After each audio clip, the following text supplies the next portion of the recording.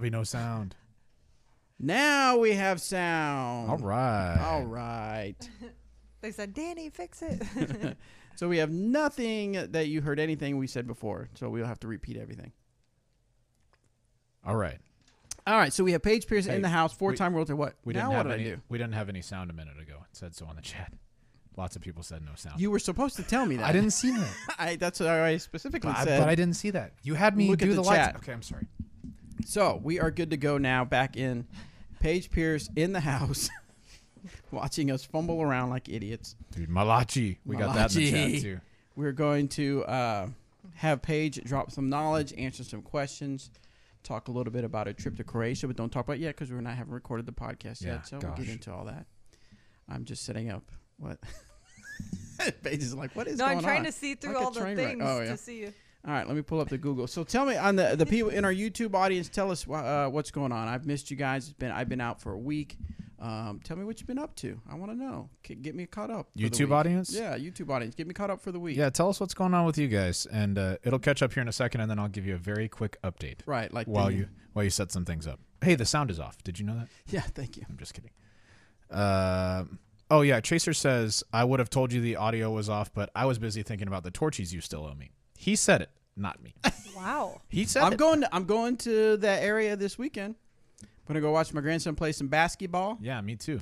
To get free torchies. It basketball. I don't even know what movie is that from. Okay, first of all, it's from Space Jam, so get That's right. with Okay, it. that's what I thought it I was. thought that was like Mike. Maybe I'm wrong. No, I think it's probably both. It might be. I love that basketball. We got hashtag Team Warden in the chat. We also had Team Dang It earlier. Excellent. I don't do it on purpose, guys. I just naturally say dang it a lot. All right, let's see. We got snow. That's true. We got disc golf answer Malachis. That's us. Malachis. Does Paige know the story Some about background Malachi? for you, Paige. Oh, what? I was just sitting here, with Bobby on the show. We're just reading through questions, and he said, "I'm not sure I know how to pronounce this person's name. Is it Malachi? Malachi?" And I said, "How do you spell it?" He said, Malachi. And I said, "Malachi?" And we fell out of our seats. There was no funny. breathing. And It was pretty then, funny. the whole chat was just yeah. Malachi. Malachi, yeah. We had a good one. So that's our thing now, Malachi. Pretty solid.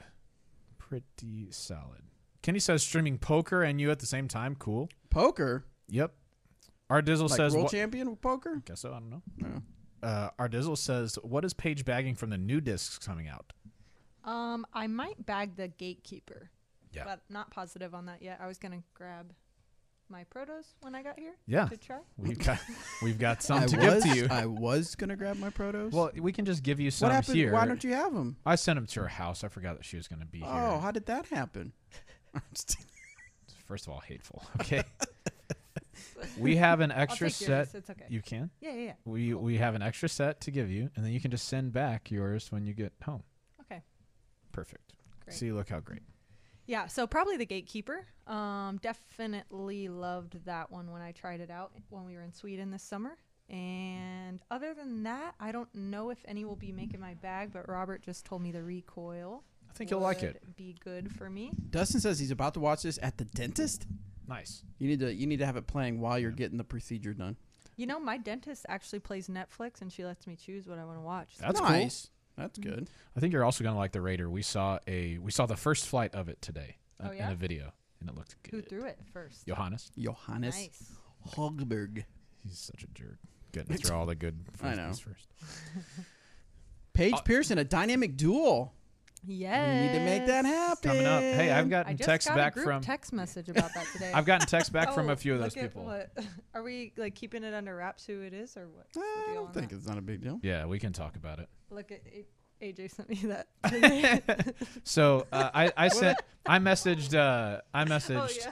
Paige Pierce, Paige Burkus, AJ Risley, and Zach Melton. That's going to be our next dynamic duel. We already have another one shot with some other competitors. I don't want to spoil that one, but this one's going to be shot at the Memorial. And so I texted these guys to make sure that they are good to do it and everything. And Paige said she's in. Also, she takes AJ. So like that just started. That started the fire, and then everyone now they're talking trash. And it's kind of standard. Maybe we need to do solid trash We talk. need to do like some video trash talking or something. Definitely. Maybe some Yo Mama stuff with the dynamic. Oh, I think I'll No, win maybe with not. Maybe AJ not. as That might get well too on racy. the trash But talk. hats off to Anthony and Danny for putting together that dynamic duel. Yeah, that Turned was out awesome. And we had over 500 concurrent viewers on that, Yeah, which was so so cool. Such a cool thing. What's so I'm excited to do concurrent? more. Concurrent means that's how many people are watching at that exact time, like all at the same time. Right. It's pretty cool. It's pretty cool. We actually got a lot of chat on here. There's no way I'm going to be able to keep up with it. Alex Schmidtnecht, I think that's right. Yeah, they're not always easy. Well, yeah, this one's well, whatever. He said, got my first tournament on Saturday. supposed to be a high of 14 degrees in Wisconsin. Ow! We No got a thanks. high of 8 on Sunday, and that's the day the Chiefs play the Patriots. Yeah, that's right. I kind of want to go to that game. I do, but I don't. Why? Dude, you'll go. I do because it's going to be like a huge game, but I don't because it's going to be a freezing game. Yeah, but cold is only temporary. Yeah, that's true. Yeah, but in the moment of the temp. Yeah, but it's if you bad. just, get riled up, get really into the game, That's start jumping true. around. you'll Plus, work I think out. it's probably going to be like $200-300 a ticket. Oh, really? Nah. Oh, I'm sure. Yeah. Jacqueline Morris, so maybe Jackie, maybe an imposter, who knows, says, love the dynamic duels. Waiting to see Bobby and Jeremy make their appearance. Oh. Ooh, I come like on. that. Good That'd be luck. fun. There's a lot of people saying, yeah, we need to have Danny against Bobby and Anthony against Bobby and Danny and all that stuff. So, we're ready to make it happen whenever. I don't want to embarrass them, so. Oh, the trash talk is yeah, super no, real. I would not embarrass. It'd have to be like a dynamic duel handicap or something. It gets weighted based on your rating. Right, so. I can dig that. Paige Pierce dynamic duel, you know this. 2 feet of snow, wishing for warmer weather. Oh my gosh, we probably only have a few inches of snow left outside, but it still seems terrible. There was 12 inches in Kansas City. Oh, I don't know how many we got here, but it was enough for me to say no frisbees. Thanks. Nick says, Robert, can you send me a Vandal and Gatekeeper to try for my birthday? Nick, happy birthday. 100% no, I will not do that. Thank you for asking. Just keeping it real. Wait, Netflix and Drill? That's hilarious. Netflix and Drill, yeah. That is hilarious. Tim knows what the deal is. He dropped some good stuff in there. Yeah. Kevin Gleason, welcome to Team Latitude 64. You're the man. He says Team Warden. Obviously, I agree. Nilo says, Paige, which competitions are you going to throw in Europe? Well, I just did 2. Yep. In Croatia. And as far as like this summer, I'm not quite positive. Me, Tina, and Eric are talking about doing a little tour in the summer, but I'm not positive if it's going to work out for me. So we'll see. Cool. I will definitely be posting and letting you guys know for sure. For sure. For yes, sure. yes, more duels. Definitely love the duel. That kid can chuck. Yeah, Isaiah's the real deal, man. Ooh, Bobby and Isaiah. That'd be good. Dude, I'd have that'd be to carry awesome. the poor guy. Yeah. Well, The poor guy. physically, Poor kid. you give him a piggyback ride, so Right. his legs are Right, able exactly, to throw exactly, for all of y'all exactly. shots. Yeah, that's right. Remember the name. Isaiah Esquivel is going to be a world champion someday. He is so good at disc golf. It's awesome. Very good. Yes.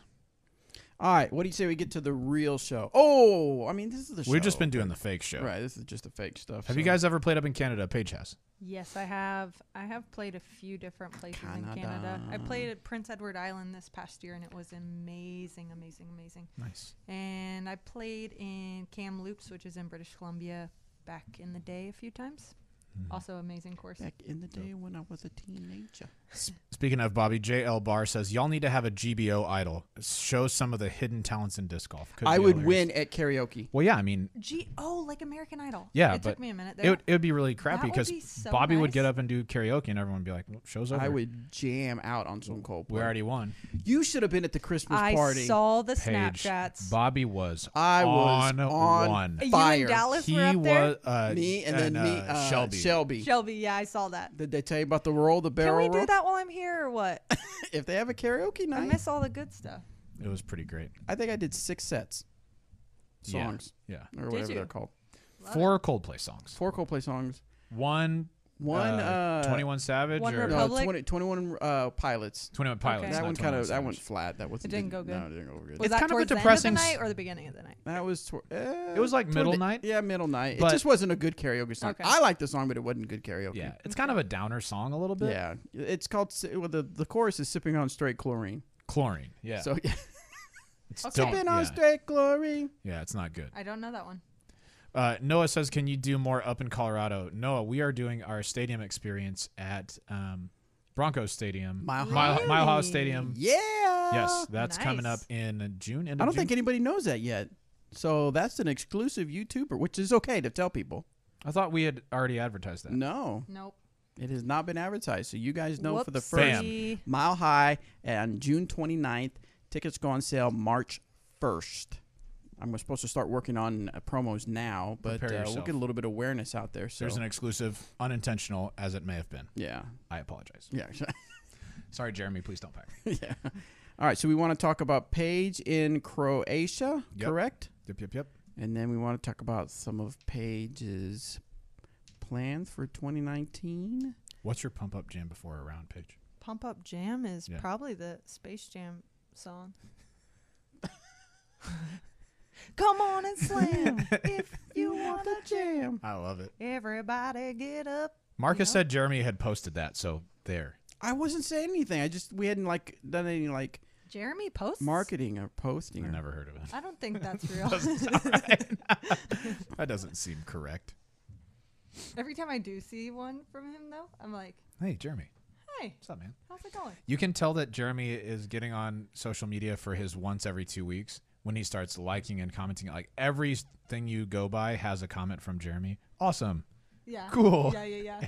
Oh yeah, I had It's hilarious, like dude. 10 likes on my Instagram from Jeremy. I all was Me like, Jeremy. too, but they were from like He's 30 funny, posts man. back, and he just like was on my Instagram liking stuff. I texted him and said, "Hey, thanks for stopping by." So then what else we got going on? Monkey Island Open is full. Yeah. When does let's see, Amateur Match Play Championship? Can we talk about the date? That starts pretty soon, doesn't it? I February think 1st. registration started in February, yeah. Yeah, February 1st. So Drew says, based on what he learned from my episode of Physics of Flight, it's not my episode, the putting episode of Physics of Flight, he likes extremely shallow, non-beaded, soft plastic putters. What are my trilogy options for that? Paige knows about one of those options. Extremely shallow, non-beaded. Trilogy Challenge. Soft was another plastic. one. Yeah, Trilogy Challenge is. I mean, that the deputy is that. that's a good Deputy. question. It's pretty Kyle. shallow, right? But you would be wanting this classic blend Mm-hmm. for that one. For sure. Do they have soft ones or no? If you're sure. I don't know about the soft. I don't actually throw any disc in soft, so I don't even Yeah. go to that section in the warehouse. Blend is as soft of plastic as I like to throw. You're soft. What? I'm sorry. What? Wait, what was that? Yep, you're right. No, shut up. I've been working out before work, and Oh, yeah, you get- it hasn't quite made it onto my arms yet, but Right. it will. That elliptical just works out those arms. Oh, I'm sorry. I'm teasing. Dude, You gotta have cardio. So you have I to do cardio sometimes. I do cardio. Tonight, actually I'm gonna do my yoga because Yeah. I can feel it. This morning I tried to do the Cobra Mm-hmm. to downward dog, Mm-hmm. and I could feel the tightness in my legs. Yep. So I need to get back on my yoga. Better. Do you do yoga? I don't. All right. I've done it a few times, but It's very good for flexibility and Mhm. mobility. All right, so let's get going. Let's get it. We got to get going. So YouTube people, we'll put you on hold for a little bit. You can still watch as we record the Disc Golf Answer Man audio podcast. You're not on hold, And the YouTube people. We're excited for you to be. well, sure, but then we'll get back to you answering your questions after the episode. All right, so this is episode 249. We ready to go? Audio good? Yep. Audio is good. Yep, we got audio.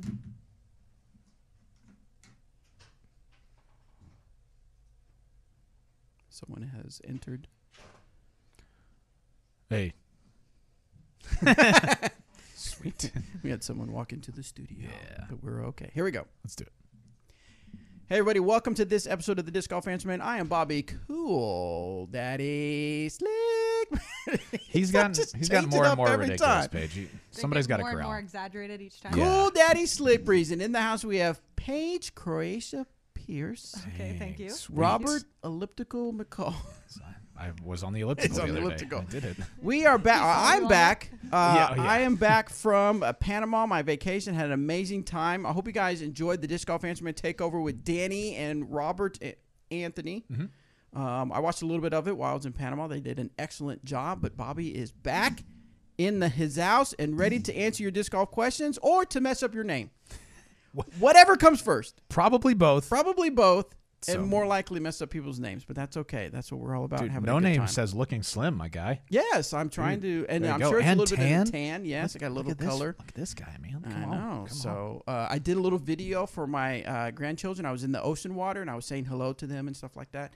And I didn't have a shirt on, and you should see, I look like two different people. I have a little neckline from the tan Really? and then nothing. Oh, yeah, for sure. Then I had to explain the tattoo to my parents. They didn't know I had a tattoo on my back. So Nice. Cool.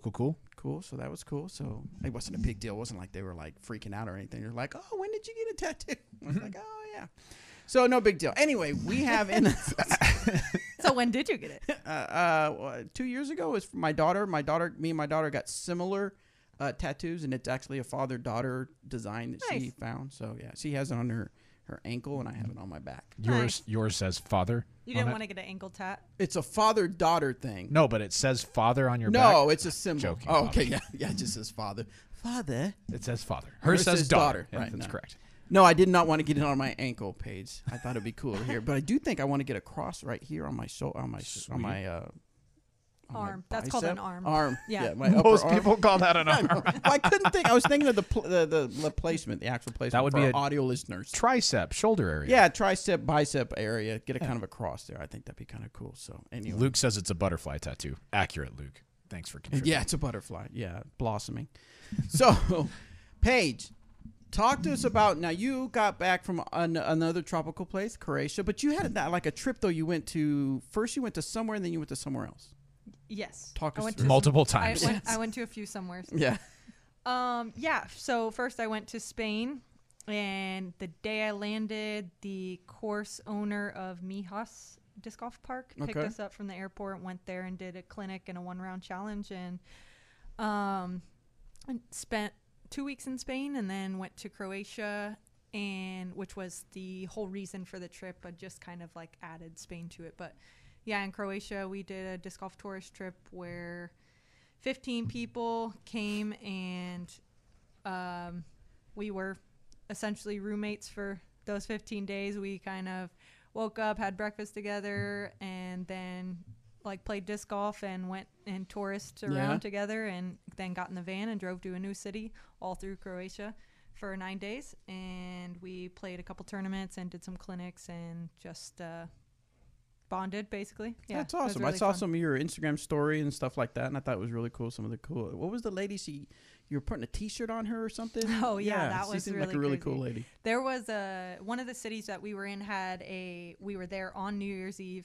New Year's Day, and they had a just like downtown in their city center, they had like a parade with live music and stuff like that, and we went to the front row naturally and started dancing, singing, whatever, jumping around. And there was one older lady that was there by herself that didn't speak any English, but she just was like loving our energy and started dancing with us and just hugging us, and like, I don't know, it was really funny. Assisting you in dancing is what it looked Yes. like she was doing. Kind of, Yeah, yeah. okay. Yeah. But she was Slovenian, and 2 of the people that came on this trip were Slovenian, so they started communicating, and she just loved us so much. She wanted us to come back to her house, and she was going to feed us and give us wine and just thank us. And we followed her back to her house, and she cooked for us. That's and awesome. Yeah, it was really cool. We gave her a disc golf tourist shirt and a disc, and the Slovenian people got her phone number, and we called her later that night and just said Happy New Year. And her daughter was there, and apparently she had told this story to her daughter, and her daughter thought she was senile. She didn't believe her. She's like, "What are you talking about? You had 15 people to the house today. What do you mean?" And so when we called her, the daughter was super excited, and That's like, cool. yeah.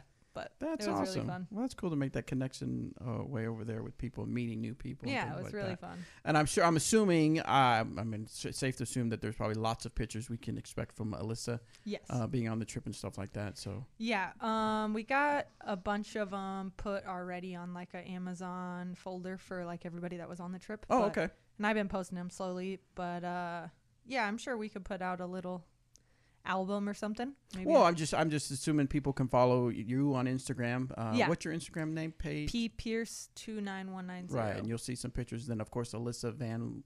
I always forget her last name. Lauren. Van Lanen. Van Lanen, yeah. Lauren. I'm sure she'll be posting stuff out there. So if you Alyssa guys Van wanna- Lanen images. yeah, so she'll be posting stuff out there. So if you don't follow them, make sure you follow those two, so you can catch up on their disc golf tourist photos and fun and things like that. There will be a video encompassing the entire trip. Nice. Maybe not for another couple weeks. Right. Very cool. Yeah, But then we you were- documented all 9 days. Yeah, then you were also on Croatian national TV. Or Oh what yeah, was that's that? right. Talk about that. That was cool. So yeah, in the middle of that, one of the club, I don't know if he was the club president. Yeah, he was a club president. He his name was Tommy. He was going to be on national television on Good Morning Croatia. And Interesting name for us. yeah. If only someone had thought of Yeah, it. right. And he asked if, since we were in that city that day, would I want to join him? And I was absolutely. Yes. So I've been on the news a few times, but this was national television. Yeah. Like in the And studio too. Like yeah, it was the makeup and all. so surreal experience. Like he picked us up, we went in, we had to go to this gate where they asked us what we were doing, and when we first walked in, we had to sit at this little table where we met the translator and the makeup lady and a couple other people, and she's like, yeah, I'm just putting a face to my voice because you're going to be hearing me through a headset. I'm going to be translating everything. Oh wow. Yeah, so it was How all in unnerving was Croatian. that? It Like- was, I did not know what I was getting into. it was 7 a.m. and I should have drank my coffee before I left the hotel. Right. So that it would like kick in Right. and you're feeling good. So then we get back, they sit me down, they open the store, and it's like 20 feet of mirrors with these lights, and they just start putting all this makeup on me, which I've probably worn 3 times in my whole life. I was gonna say, yeah. It made me take out my side pony and said it would be a pity to have a side pony in. And That's what they said to you? they said it would be a pity. Yeah. So I'm like, okay, good. Might need to rethink that then, huh? And then I get the headpiece on. We meet the anchors in between their little sets, and they say, okay, we'll see you on stage in a minute. Good to meet you. Turns out she lived in the States for 10 years. And so she spoke pretty good English, but still, like, all 4 million of the viewers are Croatian. Sure. Right. So, of course, we were going to speak in Croatian. They were. Which you were an expert in at that Yeah, so good. point. Fluent. So good.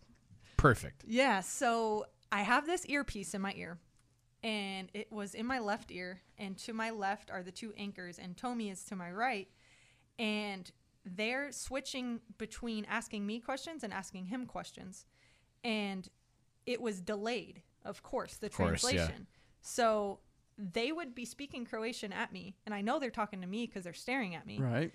And then I have to wait for her to translate it. And then I say it back, and then she translated it to them. So it was kind of delayed. And at times I wanted it to be more fluid. So I would Right. start to answer halfway through their question, and that didn't work out well. But yeah, then it was kind of like, it was really hard. Yeah. It was quite a challenge, and it was interesting. But I asked, and he said it didn't come across like it was delayed at all. Like, we did really well, and they actually were very, very pleased with how it That's went. awesome. So Yeah, for that's me personally, I didn't think it went well because I felt the delay. But It's so strange. Like, especially for you having to translate between languages, like just having someone in your ear while you're talking, Right. it's so impossible to do. well, and also you got to think about there's 3 different people besides me talking, but it's only one translator. Right. So it was one voice between 3 voices. Yeah. And so I didn't know who she was translating. Yeah. You know what I mean? So yeah, it was interesting and definitely challenging, but I loved it. It That's was awesome. really cool, and yeah, they said over 4 million people watched it. So That's so really cool. Nice. That we've got over 4 million people watching this show right now. It's typical. Oh, sorry, 189. Oh. Almost. Oh, okay. Almost. Almost. Next give time. Give it a couple minutes, and the Yeah, word will th- spread those- and stuff like that. Yeah. All right. Well, let's jump into the questions. Yeah, let's. You know, so that people think remember that we're a disc golf show. And yeah. Bobby's on one about non-disc golf topics. No, we don't do that. We don't do that. Whatever. You know, I mean, all the social One media person guides calls that- into the show and is like, I really wish y'all would do more disc golf questions. And Bobby's like, oh, I don't know. We should be able to talk about whatever. And so He's been on it ever since. Anyway. It just grinds his. There's certain psychology and there's certain things that you learn about in social media that make what we do okay. And Sure. so for when one person gets all upset, I'm like, okay, you're the chill, please. You're the Netflix and drill, please. You're the odd ones out. Who watches Odd Ones Out? Do you ever watch Odd Ones Out on YouTube? What is that? Never heard of it. It's a cartoon. It's funny, and you should watch it. Okay. Danny does. Danny watches it. Yes, it's a funny. I just watched Bird Box though. Have you seen that? What did you think of that? It really made me uncomfortable for a Yeah. minute. Yeah. I was on the plane and I was like, oh. But it got over that, and I loved the ending. I thought it was a pretty good show. really Did you good. hear about the teenager that wrecked his car doing the Bird Box challenge? Oh, come on. What do you dude. mean? He was. There's a Bird driving- Box challenge. Well, Where yeah, I'm they- sure people just doing things blindfolded. Yeah, they blindfold while they Oh, I drive. see. That's so silly. Yeah. It's ridiculous. And so let me guess, he's trying to sue the show. No, I haven't heard that, Oh, but okay. I'm sure. Well, That's Netflix American. had to like post a tweet to tell people don't do the stuff. Like you have to do that. Right, like That's like- McDonald's having to tell. Oh, people someone see coffee's already. hot. Someone says, "Is this the after show?" just a late start. It is for you. In fact, we're gonna turn you. We're gonna ban you. No, I'm playing. We're not gonna. The ban entire show is the after show. you. Right. All right. Let's get into the questions. Let's talk about What do you disc say golf. we get into questions? Let's. Guys, remember you can go to discgolfanswerman.com, submit your disc golf questions, and we will get them on the air after about 10-15 minutes. Sorry. Sorry. That one got me pretty good, Bobby. All right, the first one is from Doc XN. I think I say it right. I hope so. I know he follows us on a lot of probably places. Zen. So, Doc Zen. Zen. Just don't worry Doc about it. Zen. Just do it. Dachshund. He's a dog. Dachshund. No, he's not a dog. I'm sorry. He's asking about form. Is there anyone on the Dynamic Discs team, doesn't have to be a pro, who's left-handed and maybe could do some videos on recommendations of discs for left-hand, backhand players? I know I can just reverse whatever I read in here, but sometimes it's a pain. It would be nice to be catered to like the right-hand backhands are. Who do we have? We have Zach Melton. and Chris Clements. Clemens. Oh, Clemens. Henrik Johansson is a really good lefty as well. Yeah. We got the best lefties. Got some really good lefties on the team. If you're looking for specific disc recommendations, I'm going to be honest with you. They fly the same right-handed for right-handed people as they do left-handed. But if you're interested in hearing the way that they fly differently, yeah, Zach or Chris, I'm sure they'd be willing to help you out. Would it just be one video talking about choosing it over, or you know what I'm saying? How extensive could it even be? Well, if you ask a left-handed player to describe discs, they're going to talk about them in their natural way. So Zach will be like, well, yeah, this flips a little bit for me, which when we say that means it moves right. For him, that means it moves left. Gotcha. But it really just comes down to terminology. And so I'm not left-handed. I don't know your struggle of throwing or of only hearing right-handed disc reviews. But if you want to talk to lefties, those would be the lefties I'd recommend you to talk to. We'll try to figure out, see if we can do some couple videos for some of the lefties out there. This one is from Evan. When I'm practicing in the open field, no obstacles, I can get my drives to go consistently 360 to 390. Nice. When I step on the course, I seem to have a mental block and can only get my drives around 320 to 330, it seems. Any tips to get over this hump? Do you guys struggle with this as well? My form needs work still. Been back at the course for 3 months and after a 10-year hiatus. What do you think, Jim? So what's your I thought you said strategy? Jim. Honestly, What did you say? he I said champ. Oh, I thought thought you he said said Jim too. James? huh. Jimothy? May I call you Jimothy? Champ. I think honestly, you throw your farthest when you're not trying as hard, and I think a lot of times when people try to start throwing harder and using more muscle, it doesn't go as far. So that would be my first recommendation, is to just kind of be more smooth and don't worry so much about the distance. Just try to throw it how you know how to. So it's almost like the stress and the intenseness of a tournament causes you to kind of do what you're saying. No, you're kind of saying if you're trying to throw hard. I guess I'm thinking if you're like, you walk up to a hole and you're like, okay, I knew I threw 330, so that means I've got to really, really give it to make sure I throw like I did in practice. Yeah. So maybe it's almost like trying to figure out just how to be calm before a tournament and maybe do some yoga. No, I'm playing. I think you're getting most of your distance from the timing.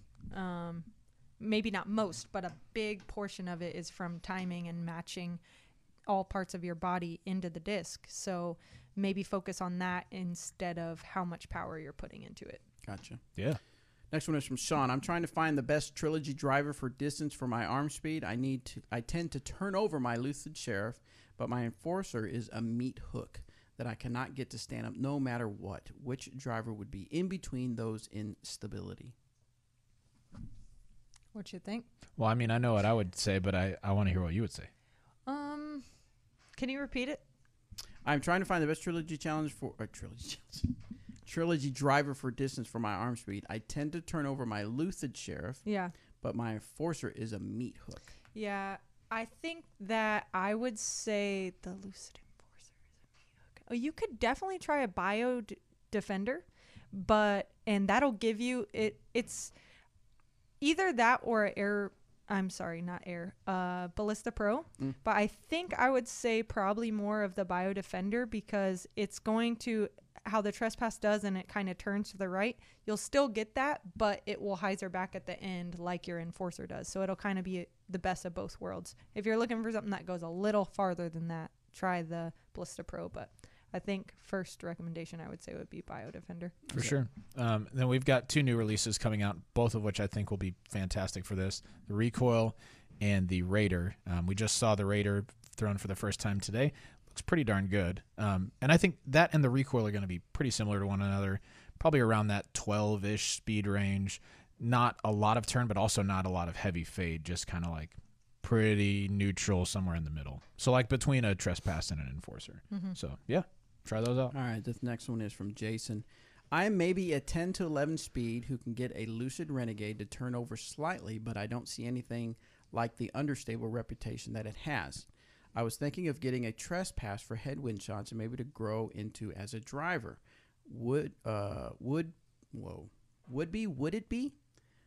it be more beneficial to get a very light version such as Lucid Air or a slightly heavier version such as a 160 Biofusion? And what are the bigger picture stability, weight, speed reasons why you recommend one way or the other? I would say the 160 version of the Biofusion. First of all, Biofusion is our most understable premium plastic. So you'll still be able to throw it into trees and it won't get as beat up as some of the less premium plastics, but it will still flip, especially if you're having a hard time flipping over your Renegade. Is that what he was saying at the beginning of that question? Yeah. And the reason for the weight as opposed to the air one is because I think that's a misconception that air discs are more flippy. In my experience, they're actually quite a bit more overstable. Most just depends on the mold, yeah. Yeah, it does depend on the mold, but a majority of them are more overstable. And also air plastic doesn't do as well in the wind. So I would suggest the Bio in the 160 range. Definitely. There you go. Good answers. Good answer. Quick question on here, Paige. What weight of disc do you throw? I throw mostly max. If I want anything to flip a little, I'll drop down into like the heavier 160s, like 167-ish. Also, if I just want something to glide a little bit longer, I'll throw in 169 range. But that's for like my overstable defenders that I just want to glide a little bit more before they dump. Cool. Thank you.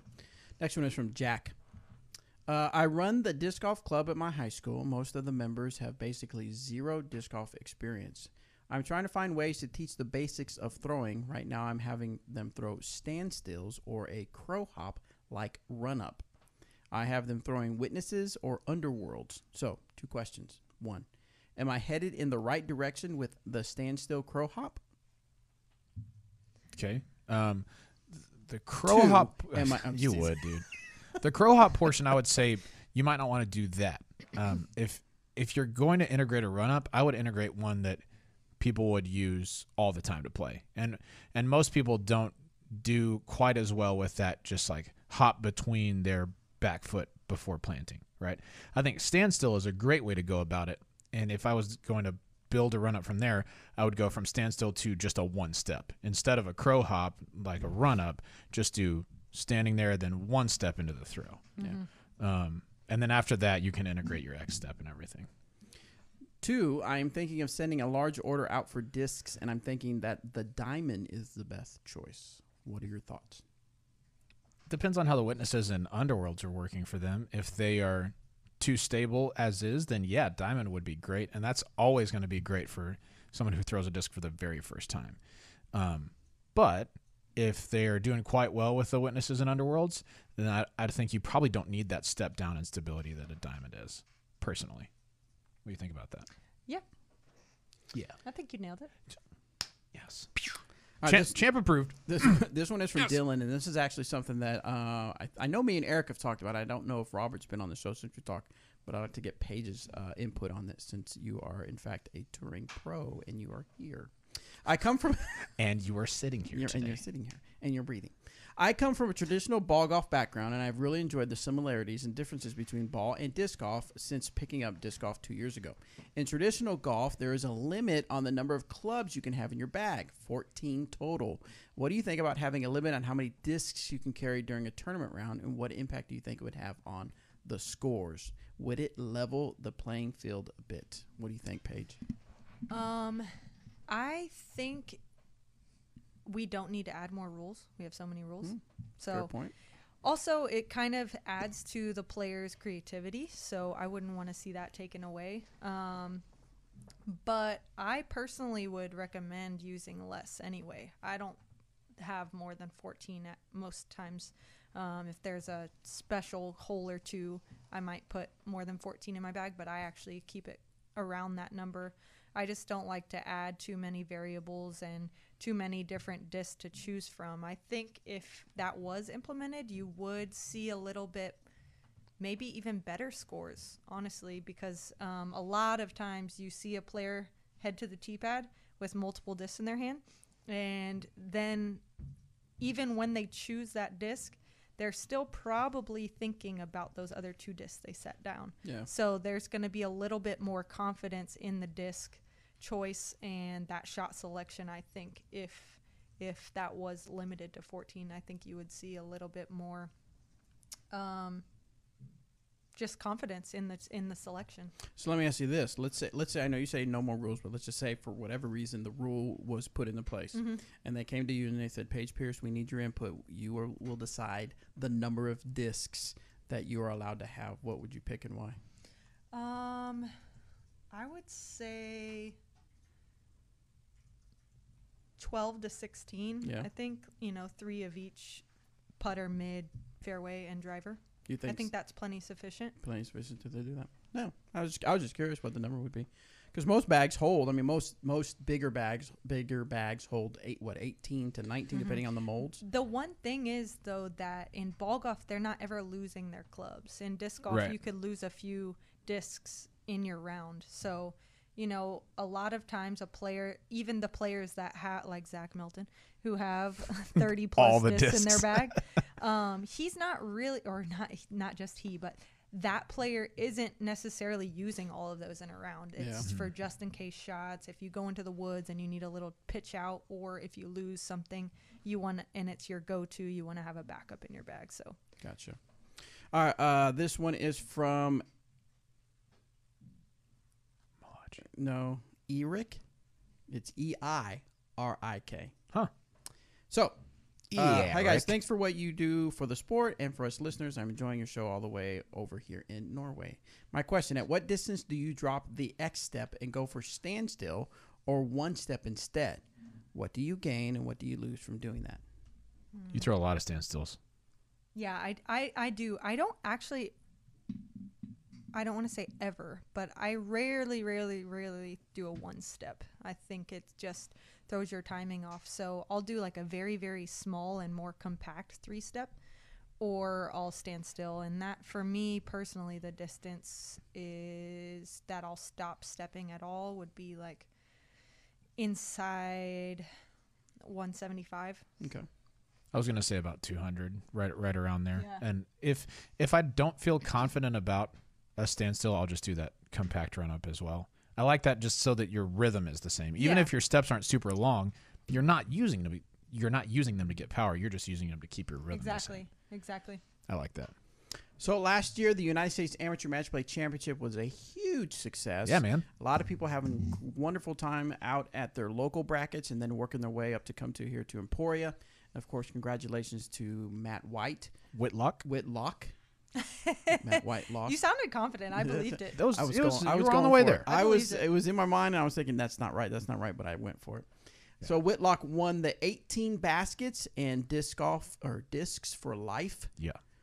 He did a really good job. It was super exciting. We did live broadcasts and stuff like that. So we are, of course, super pumped. We are pumped and pumped for 2019 Match Play Championships that will be taking place again. And the championships will take place here in Emporia. But registration for that actually starts February 1st. First part of February. I don't know if it's actually the first, but it's early February. Yeah, early February. So get yourself ready. Get yourself mentally ready, prepared to either run yourself a local bracket or participate in a bracket because it's going to be super fun. We are also still looking for state coordinators for some states. We've got some leads on some people, but if you're in Alaska, we'd love for you to coordinate your state for that.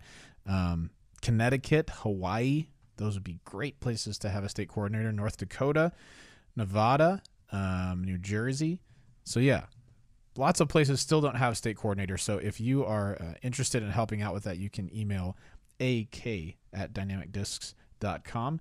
He is he's your know-all portal into all things U.S. Amateur Match Play Championship. Yeah, check out discgolfmatchplay.com for more information. Make sure you check out the FAQ section if you have questions on running a bracket in your area for sure. Here's a question in the chat, and this is super helpful. Caleb says he's not familiar with the differences between match play rules and regular rules. So super fast. Regular rules is just stroke play.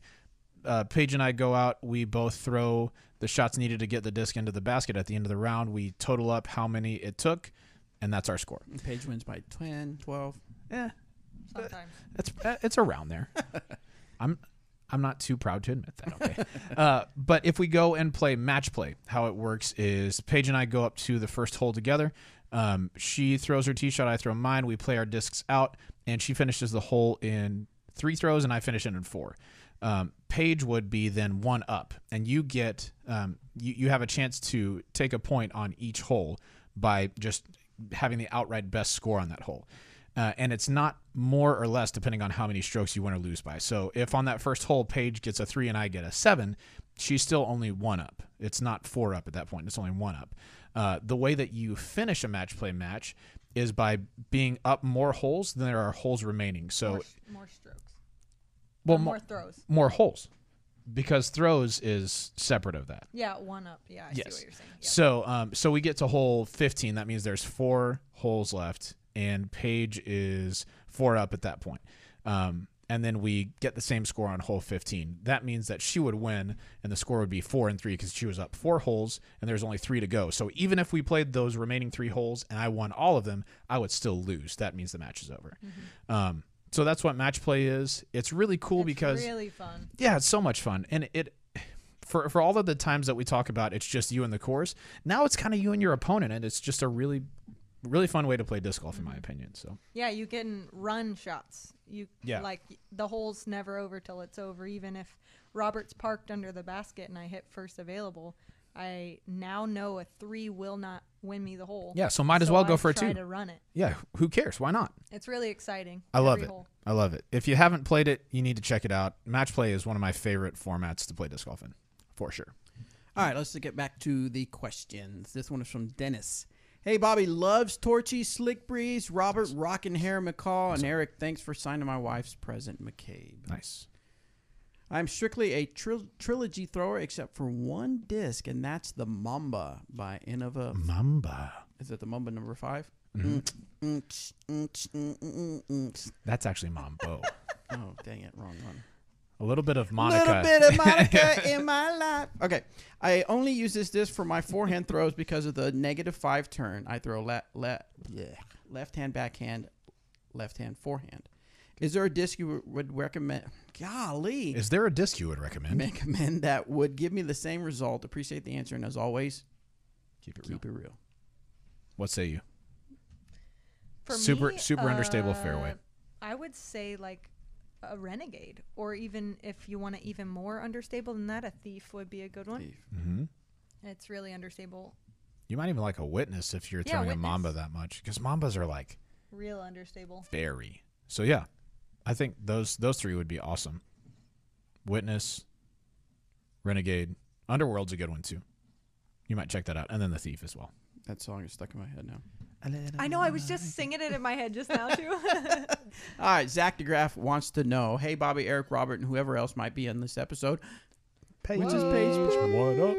I have a question about getting the full flight out of discs. How do I know if I'm getting the nose? Oh, wait. How do I know if getting the nose up is the problem or if it's not up to speed? For example, I have a Thief that when thrown goes straight and fades out at the end with no turn. I've heard from the podcast that the Thief is pretty understable. Do you think it's nose angle, not enough speed, or possibly both? I usually throw it about 225 to 250, if that helps. Yeah, it could definitely be the nose angle. You don't ever want the nose to be up. When that's happening, the flight plate is exposed, and so it's slowing down the entire time it's flying. Especially if there's wind, that wind's going to push onto the flight plate and make it go backwards even if it's strong enough wind. So absolutely get the nose flat first. If you still have issues then try to put a little more speed on it. But I think that nose angle is going to dramatically improve getting the full flight for you. Yeah. Excellent. You might also, he said he was throwing at 250, 275, somewhere in there. Is that what you said? It might also be a speed thing. Like that's a pretty comfortable fairway driver range for a lot of people. And so you may be just not quite getting it up to the speed needed to make it act understable, because I think the Thief is actually kind of low speed, kind of stable, but high speed understable. So when Paige and Eric and those guys throw it on rollers, they're not usually throwing it they're soft. They're throwing it pretty hard, and it acts really understable at the beginning. Yeah, but also the speed is going alongside with that nose angle, because since he's getting the nose both. angle up, Yeah. it is going slower. Right. So I think if he just gets it flatter, then the speed will already increase. Sure. And then you'll have I agree. If it is flat, then you'll definitely know if you're not getting it up to speed, because it's not going to push right still, even if the nose is flat.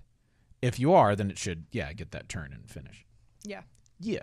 All right. So Johnny V just showed up. Thanks for showing up, Johnny V. So we're going to have to start the podcast over, he says. Okay. Nice. I'll see you on Smashbox tonight, Johnny. Oh, what up? Oh, what up? Are you going to be on Smashbox? Uh-huh. Dang. Nice. Wow, cool. You can come if you want. Okay, sick. I'll be there. Yes.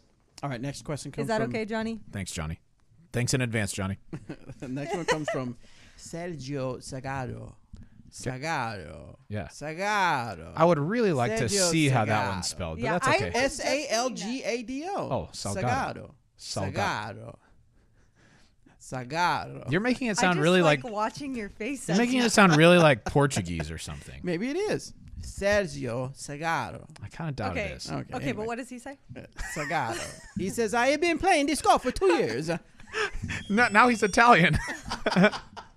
Come on, man. Okay, he's been playing Tudolf. He's been playing disc golf for 2 years. I have a basket at home, and I practice putting almost every day. I have practiced enough so that 25 feet is the distance that I can putt and comfortably make 9 out of 10 putts. Recently, though, on the course, I can't make 20-foot putts. My confidence is not there, and my mental game has decreased. In your experience, have you gone through a slump like this, and what tips do you have that help you overcome these slumps? Thank you. Oh my gosh. Well, if you're putting that good in your backyard, maybe try to just envision that you are in your backyard. I think tricks are going to be different for everybody. Just tricks that get you through everyday life you can kind of implement into your disc golf game. When Robert's having a bad day, he's going to do something differently than when I'm having a bad day. So just think about that. Like It's every day. But I definitely have slumps like that for sure. And I think something that I do is just change something very small, something that's not going to affect the disc's flight or anything like that, but just something that's even though it's really small, just helps your mental game and makes you think that you're going to do better. But for you, if you're 9 out of 10 from 25 in your backyard, that seems like you're a pretty good putter. So just try to envision your backyard and don't think so much about the outcome of the putt going in or the putt not going in. Just think of like when you're back there, the motions that you go through. Yeah, and if that's something that you feel confident doing, be able to be honest with yourself and say, am I missing because I'm not doing what I do in the backyard, or am I missing because of some other reason? You know, am I changing something in the meantime? Because a lot of times when I'm missing putts, it's because I'm not following through, or mentally I'm not really I'm not following through mentally either. So most of the time I don't change anything. I just say, actually do that this time, you know. And if you're missing like that, that's when I really I love that recommendation. Change something small because it feels like, oh, I've unlocked the secret. Like, now I can make all my putts because I made this one adjustment and it's perfect. Even though it didn't really change a whole lot, mentally you think, this is awesome. I have it figured out. Yeah. So I like that. That's a good one. Oh, do you? Thanks, Robert. Well, I mean, this next one's it's from a good Dotson. Dachshund? Dachshund. Okay. I love how Robert, Bobby, and Danny found jobs within the disc golf field. Apparently, he doesn't like that Anthony has. So, poor Anthony. Sorry, Tony. Can you talk about some jobs related to disc golf for people who just aren't on the level to play pro? Though Robert is awesome as a player in person behind the scenes. Thanks. I mean, dynamic disc is growing every day, so I would say you just want to keep your eye out for Shoot when your they resume post. over. Yeah, when they post another job opening, just apply. If you want to, I mean, it's a business, right? So it's going to have the stuff that businesses have. It's going to have accounting. We have people that pull orders. We have people that work in the shop. Work in the shop. They have to do the same. You know, just like if you walked into the mall, it's the same kind of jobs related. Obviously, it'd be good if you had some disc golf experience, but it's the same thing. You gotta stock the shelves. You gotta pull the orders. You gotta answer people's calls. You gotta deal with people's issues that they're having with their orders and stuff like that. So, just about any business job that's out there, we have it. We just happen to do it with something that we love to do, which is disc golf, or do it for. I'm gonna keep it real for a second. Oh, about the keep it. I need to get like a keep ready? it real song or like a keep it real. Yeah. Like an intro. Maybe a nice light that we could flip on while we keep it real. just we about to keep it. We about real. to keep it real.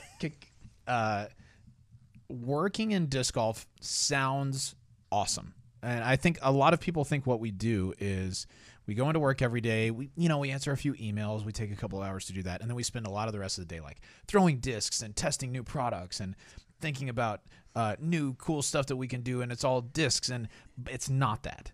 Okay. Working in disc golf is just like Bobby said. It's just like working in a lot of other jobs. We are lucky to be able to do something that is super cool, right? Like we get to be on a podcast that all you guys are a part of. We get to go to events and film them. That's super duper cool. But you need to understand it's not always like the greatest thing ever. Sometimes you have to do stuff that you would have to do at any other job that you don't love to do. So I just want to put it out there. I think a lot of people think if I could just work in disc golf, that would be the dream. And then I think they would be surprised at what it's actually like to work here. Now, having that said, I love working here. It's awesome, but just don't have this utopian view of if I just got a job in disc golf, no matter what it pays, no matter what I have to do, it'd be so great. It may not be for you. Right. So anyway. So Miss Debbie Downer over there. Okay. Well, I'm trying to keep it real. No, he's absolutely right. There are days where I'm like, I've got to fill out an expense report. Yeah. Now I've got to do this. I've got to. There's stuff that's not fun. Like Brian and I have to remove people from the team sometimes. Days like that suck. Yeah. Nobody likes to do that. Yeah. We have to have calls where somebody is really counting on something that they've got this idea that they really know is going to work out. Yeah. And we're just like, we just can't support that right now, or we don't think that's going to work for us. It's okay. I forgive you. It sucks. Yeah. It happens to Paige all the time. It's just stuff like that sucks. It's not always rainbows and butterflies. Zach, keeping it real is my thing, but I offer it to other people as well. I offer it to Robert to keep it real. James Moore says, sounds like it's Robert's week to clean the restrooms. Fair. I'm a little bitter. It's not a big deal. I'm just kidding. All right, let's get back to the question. This one's from Steven. He says, Malachi Mini. Malachi Mini. Hey, I'm a big fan of the podcast. Can you please make a DeGam Malachi Mini? I know I would definitely buy one. I think many others would as well. Also, great podcast. Filled with good info. Really loving my escape, musket, and getaways that I picked up based on info from the show. Nice. Thanks, Steven. Maybe we'll make a DeGam Malachi mini. That was awesome. This one's for Disc Golf Strong, so I'm going to have to get a hold of Seth and send that to him so he can do that. Just so you guys know, Seth Muncie does Disc Golf Strong, and he's helping a lot of pros. Does he do anything with you yet or at all? Yeah, we have, but when I left for my trip, I just didn't have any time. He works with, and he's actually helping me. He gives me workout and stuff like that. But he has some super, I don't want to say exactly what it is because it's coming out in the next few days if everything goes as scheduled. But some really cool disc golf physical fitness stuff specific to help, because we are at the time, well, it's always been, but we're really at the times that I think a lot of the athletes are realizing that they've got to condition their body. It's not just going out and playing and being and strictly just talent taking you where you can go. You've got to, there's a lot of talented people out there. So if you need an edge, then that edge can just be in better physical shape. Or, you're going to go play that tournament of 4 rounds. By the 3rd round, is your body able to take on all that walking and throwing and stuff like that? So you've really got to take care of your body. So Disc Golf Strong is here to help you for sure. So I think you can go to discgolfstrong.com and follow that, and then you can follow on Facebook and be ready for this big announcement that he has, and I think it's going to be really cool.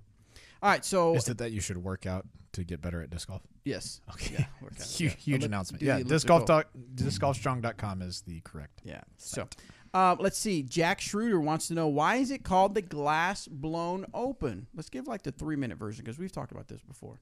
Quick 3 version. minute. I think we could answer it quicker than No, that. that's true. 30 seconds. Yeah. Quick version.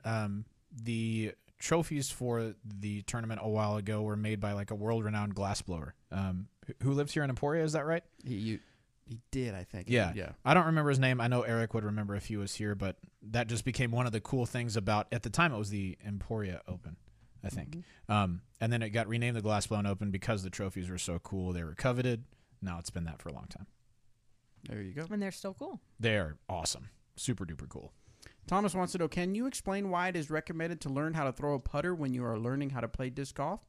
And do y'all think it would be beneficial for someone trying to improve their form to learn?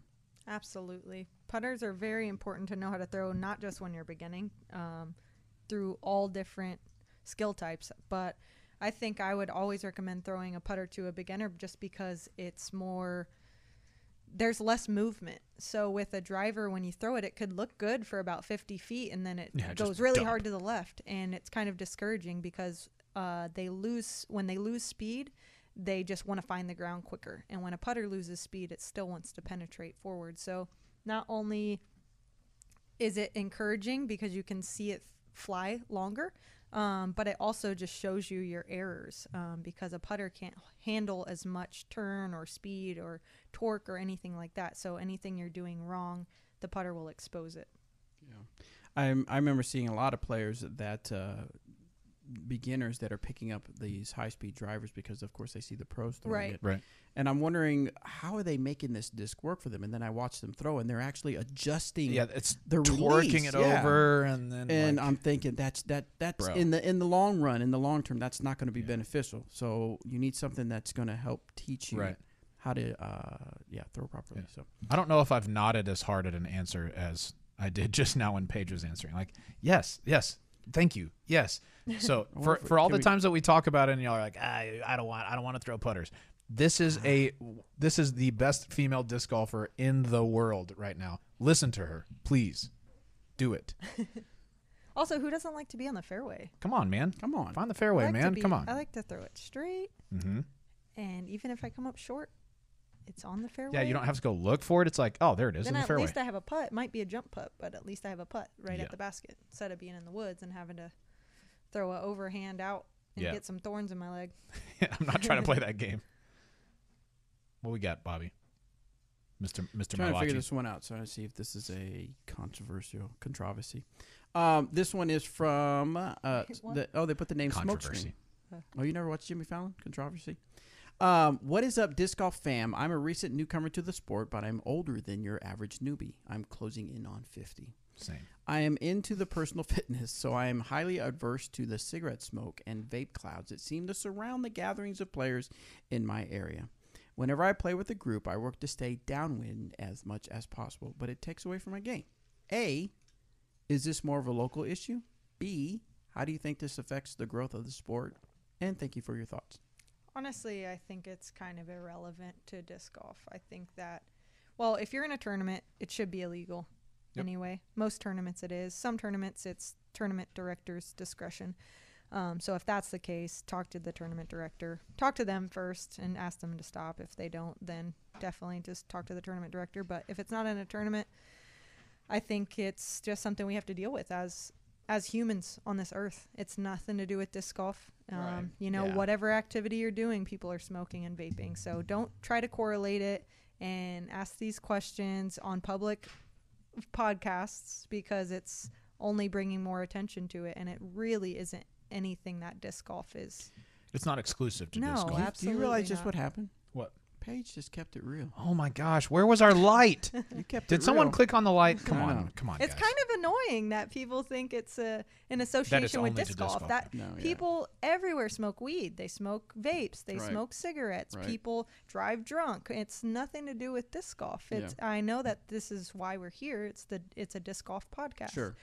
So I understand your question, but I think just by talking about it, we're doing more harm than good. Gotcha. Fair point. Fair point. Yeah, and I would have to say, to me, in my disc golf career, it hasn't happened so much so that I get totally upset. And a lot of Right. times, if I am in a group where there is, I Oh my goodness! something Somebody just Something died dropped. up there. I Something just think happened. wow. Did you guys hear that? that on really the made me YouTube? jump. That made me jump too.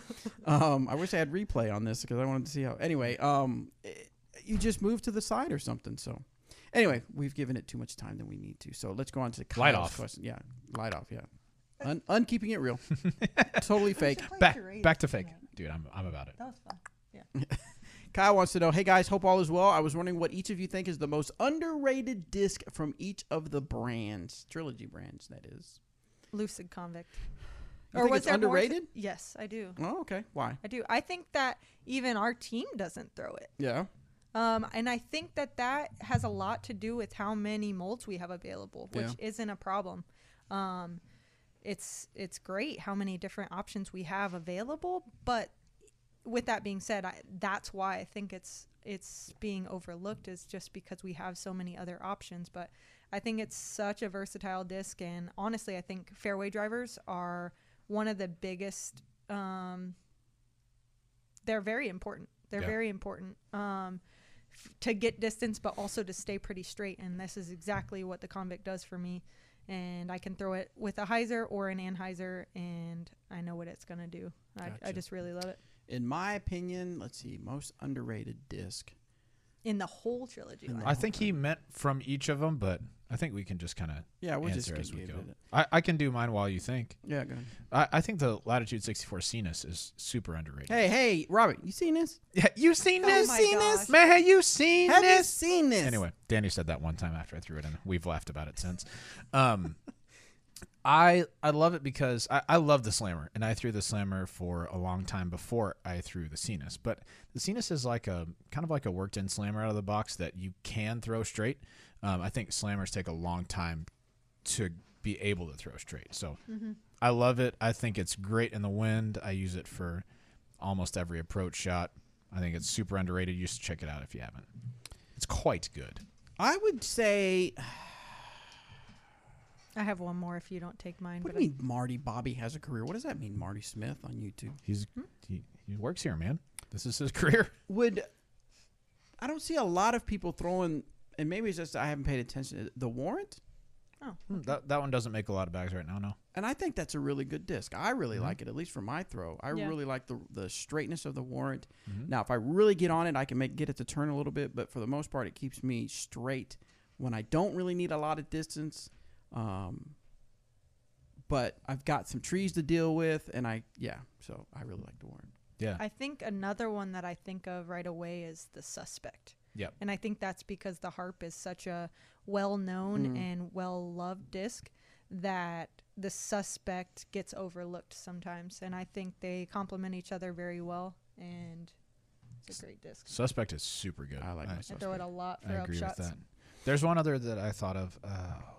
Oh, when you said Warrant, that reminded me. I like the Fuse a lot, because I mean, we talk about a lot of the discs from the DD lineup that I throw all the time. You know, the EMAC Truth, the Felon, the Defender and Enforcer. Everybody knows those are great, so I would say they're rated. Not overrated, just they are properly rated, right? But I think the Fuse doesn't get a lot of press, and it's really, really easy to throw straight, like super easy to throw straight. And if you lean on it a little bit, you can move it right. And if you put it on hyzer, it'll hold hyzer. It's really good. It's Thomas Ekstrom who designs our discs. Yeah. That's his favorite disc of all time. You just want to be friends I was with going to say Thomas. that, actually. Yeah. Dude, we were bros. Come on. He said, I asked him, what's your favorite disc you ever made? And he was like, the Fuse. And then I proceeded to watch him throw it like 50 times. And it Perfectly. did the same thing every time. Yes. Yeah, and the one that he was throwing is like one of the first ones that came out of the machine, and it's been the same. I've never even thrown one.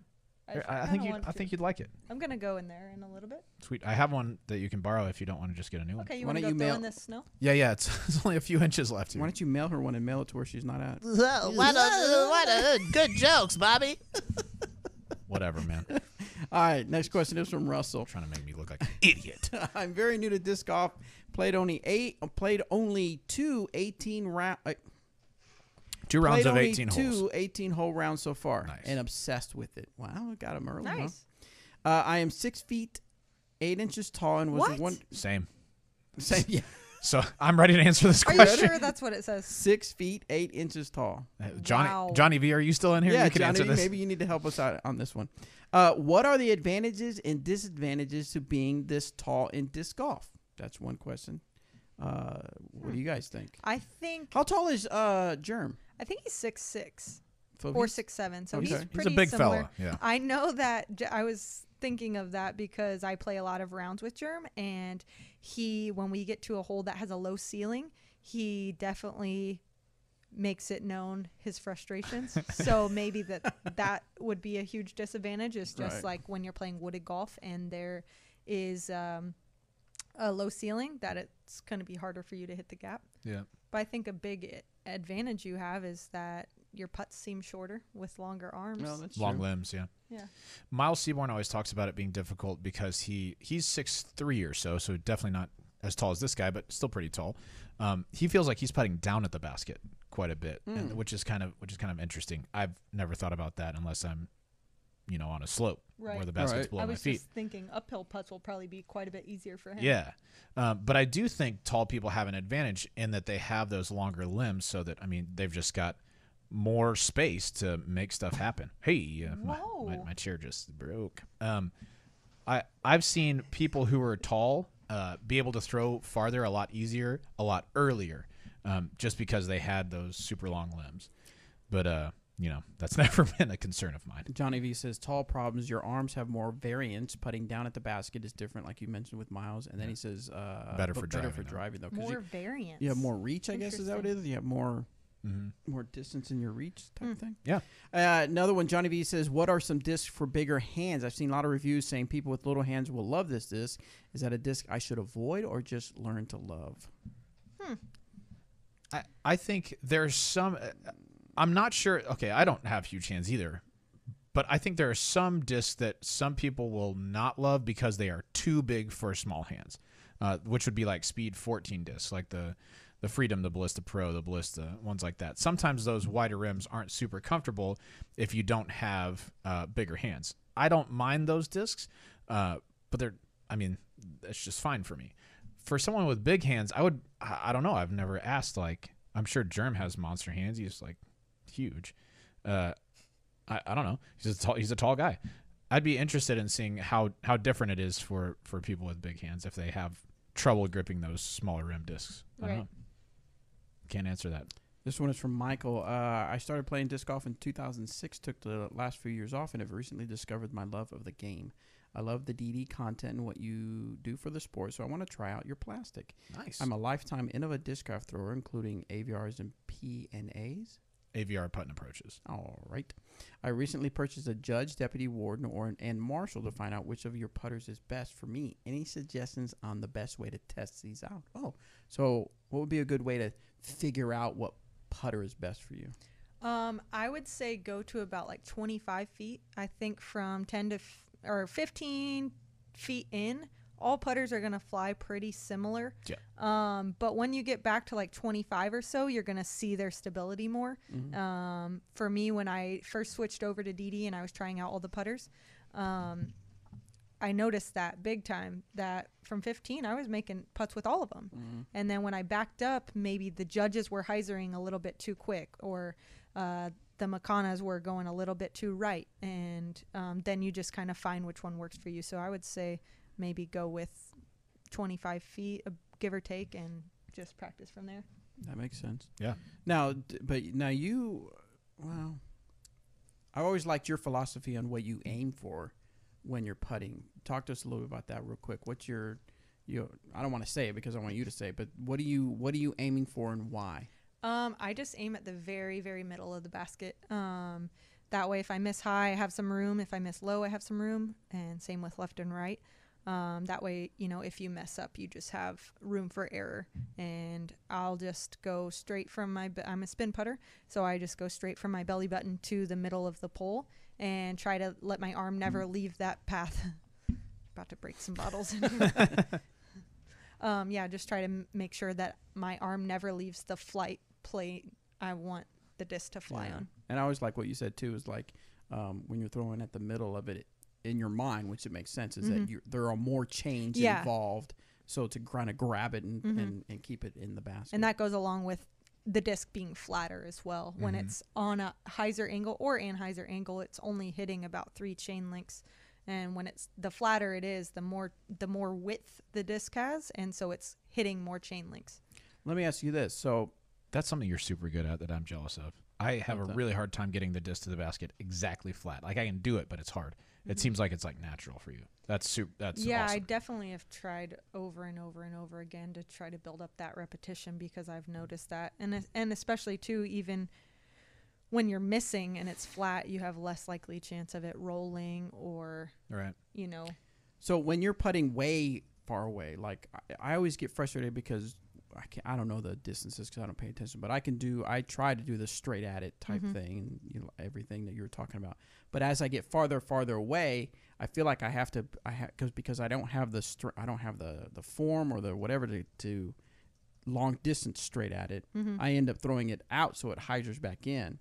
How do you, when it's longer, how do you make sure that are you still shooting it straight at the basket?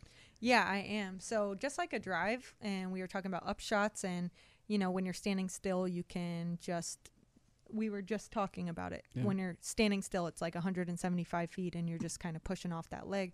And when you're throwing a drive, you're doing this full run up and you're really putting your body into it. It's the same for me on putting.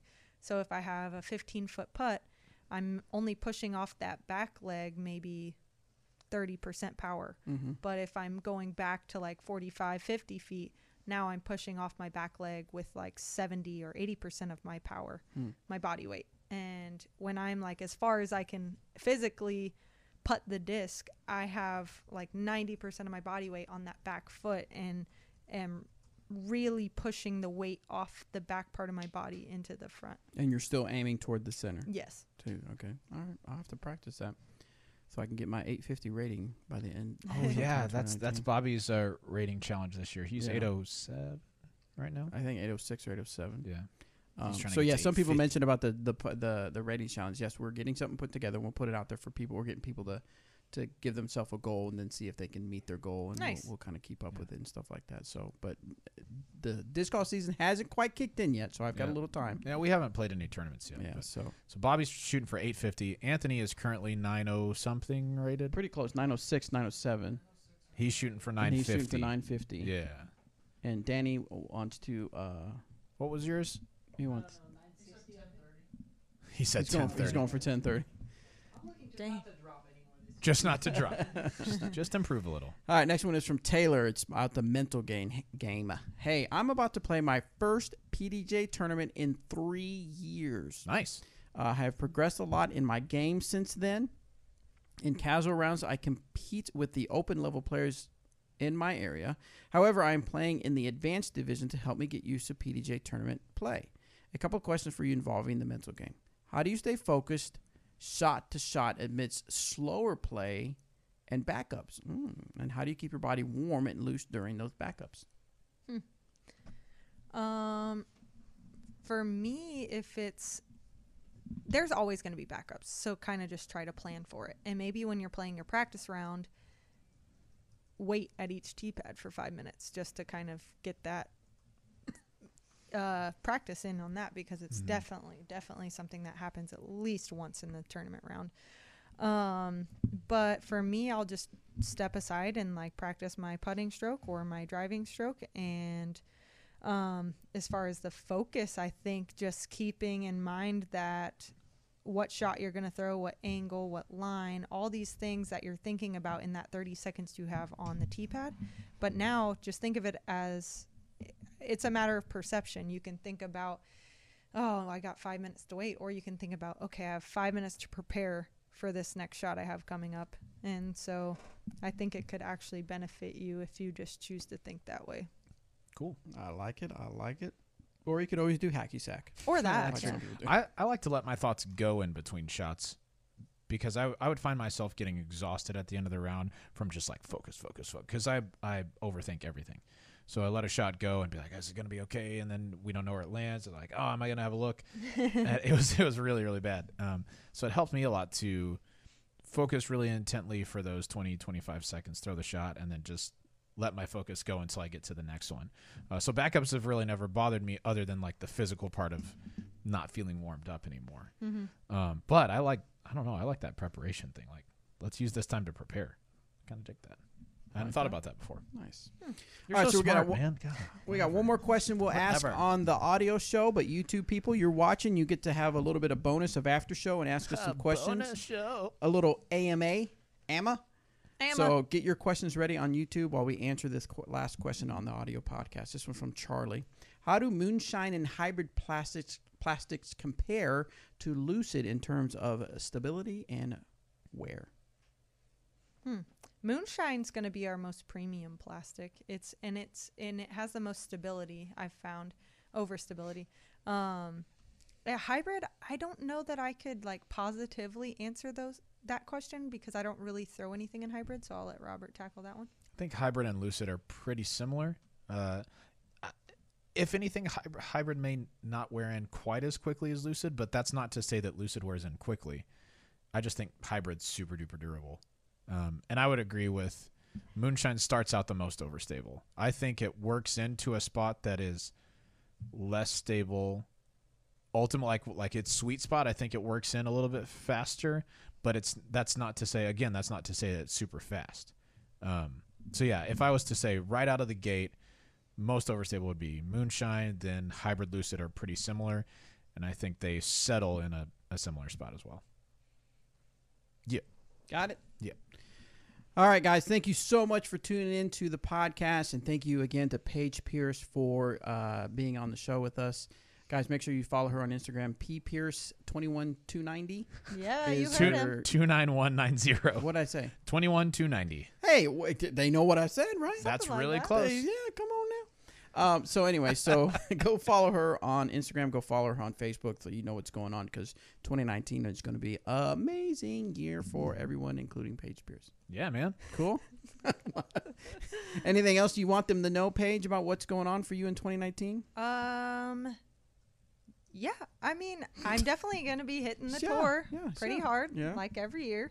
And I might be skipping a few tournament weekends and like doing more promotional and like clinics and stuff like that, Nice. and doing some Team DD clinics with Eric and maybe some luck of the draws. Nice. So yeah, I'll be at all the big ones, and I'll also be doing like a bunch of videos this year. So Good. gonna ramp up my YouTube page again. Have you been practicing on your little camera? Yeah, I actually returned it today. Oh, why? It really didn't focus well. Oh, yeah? Yeah, so I'm gonna get another one. Gonna But get a different one. We'll talk about it so we can. Yeah, we can I'm sure Alyssa's giving you advice on it and stuff, but yeah, maybe I can help you out with some advice as well. thanks. All right, audio podcast listeners, thank you so much for tuning in. And if you want to be part of the after show, see if you can tune in on Tuesday afternoons on YouTube. Please. See ya. Bye bye. All right, YouTubers, you get the split screen. Booyah. Ooh, yes, let's do it. Yes, the split screen for Whoa, the YouTube. that The looks 3-time screen, isn't that awesome? Yeah. So, okay, what we got questions already on there, Robert? We got a couple questions. One is, are there any changes to Paige Pierce's van this year? Yeah, actually. Number one, first and foremost, Robert, you want to tell them? You can tell him. Okay, I got cruise control. This is really important Let's for go. Robert because the one time he had to take my van for me, he got a speeding ticket. Because he's got a lead foot? It sucked because I wasn't like, it wasn't even on purpose. I was just. I No, wasn't no, no, on no. purpose. I'm not saying. Hold on, hold on. I think there are a lot of people who are like, there's no cops around. I'll go 85 around this corner when it's 75. I was honestly just trying to get home. It was late. It was like 1 o'clock. And I got pulled over for 89 and a 75, which that's my second speeding ticket lifetime. No. Third. But I don't get pulled over. I always drive the speed limit, but I always have cruise control when I'm on the highway. So I was driving And Paige's van you back. actually texted me and were like, you, this thing doesn't have cruise control. Yeah, what the heck, man? Yeah, so Whoops. I got cruise control. I got swivel seats, which is going to be huge. Well, just yeah, for like, comfort yeah. that'd and be like good. accessibility to the back. Yeah. And I put another cabinet in because I didn't have enough storage in the front. And what else? I got like a little table that's on the wall and it like folds up. So I got like counter space now. And Nice. Tina finished my curtains for privacy. Tina Bobina. Tina Bobina, Fafina, and what else? I got some stuff. Oh, I got another little storage thing behind my driver's seat, and Maybe we need to do an updated van tour. yeah, maybe so. I got the roof wrapped. I haven't even seen it because when I picked it up, it had 6 inches of snow on the top. Oh, yeah. So I'm excited to about see that. that today. That's cool. Would you recommend becoming a PDG member if you just played 2 or 3 tournaments a year? Marty wants to know. Yeah, absolutely. Yeah. I think it's cool to keep track of all your stats. They keep track of all kinds of stuff, and also I know it's if you're only playing 2 or 3, it doesn't save you that much money, but it's cool to just have stats on file, especially if you plan on playing this sport for a while, which I'm sure we all do. Yeah. I would recommend it. Greldeck says our tone pole course is still PDGA legal. We used to have a few tone courses locally, but they've all been swapped over to basket. I enjoy the added challenge of tones, but none more being built. I do not believe they are legal for PDGA tournaments. Yeah, I think it has to be a basket that's specifically approved by the PDGA. Do you know who would love to play on tone pole courses? Who's that? Tone Loke. That's just really low-hanging fruit. Do you know that? That's like, if Doug was here, he'd be like, that's clever, Bobby. And all the rest of us are like, why? Why did you do that? Well, you know who else would want to? No. Tone. Tony the Tiger. You are Tony the worst. the Tiger. Nicholas says, are there going to be any more luck of the draws near New Hampshire? Nicholas, not sure just yet. Exclusively outside of New Yeah, Hampshire. just if you guys want a luck of the draw in your area, send an email. Or we have a Facebook page, so just send a message there. Send it out. And I think since Rick is no longer with the fam, we're talking about We'll have to switch it up. doing me and Eric Oakley, Sweet. That'd be fun. me and Zach, Sweet. me and AJ. Elias wants to know, Robert, you mentioned I'll in the last smoke all them. video, What? in the last video, you mentioned that you have printed words on your mini, which you read to yourself before putting. What does it say? I answered that in the chat for him, but if you... Oh, it says trailer park extra trashy? It says trailer park extra trashy. Torchies, torchies, torchies. That's what I say to myself before I put. No, I've had this the same wooden mini since I got on Team Dynamic Discs. It was something I was really stoked about when I got on the team. And on the back of it says, watch your link, follow through, be confident. And those are the things that when I set up, that's the last part of my routine is I say those things to myself a couple of times. I watch the link that I'm putting at all the way through, even after I let the disc go. And so that's just a reminder to do that, because a lot of times if I don't, I find myself missing and not really following through all the way. Then follow through is obvious. If you're not following through, you're not going to make it. And then be confident. I know there's no way to say, like, I am confident now, if you're not. But it helps to kind of fake it till you make it. And I feel like when I'm making the most putts is when I'm loose and I feel like I'm going to make everything. So, yeah, that's the stuff that I have written on my mini, and it's part of my routine. I say it to myself every time. Why don't we see more co-ed disc golf casting? I would love to hear the different perspectives that would be What's provided. casting? I'm assuming like Like commentary. commentator? Yeah. Oh, okay. I mean, we've had Robert and Paige Pierce on here doing We some just did commentary that for together. the dynamic duel the other day. Yeah, so Which is would, awesome. Something you guys got to understand is a lot of what's going on. If you're new to disc golf, maybe even if you've been around for a while, is that a lot of this media stuff we're still in our infancy. Mm-hmm. I mean, everybody knows Big Germ and Nate Sexton do a fantastic job, but that was only just last year, right? That they really started becoming a brand of commentary. It was like 17 Waco was the first one where I very clearly remember Big Germ and Nate. I don't know if they did it before that, but that's what I remember, that one standing out as like one of their first ones. But for the most part, it was whatever pro was ready or available at the time. Yeah. Now it's becoming a normal thing for Jomez. You're kind of expecting the Big Germ and the Nate Sexton. So I guess what I'm saying is you got to be patient. Some of these, co-ed or these different formulas or stuff like that, it's coming. It's in the works. We're working that way.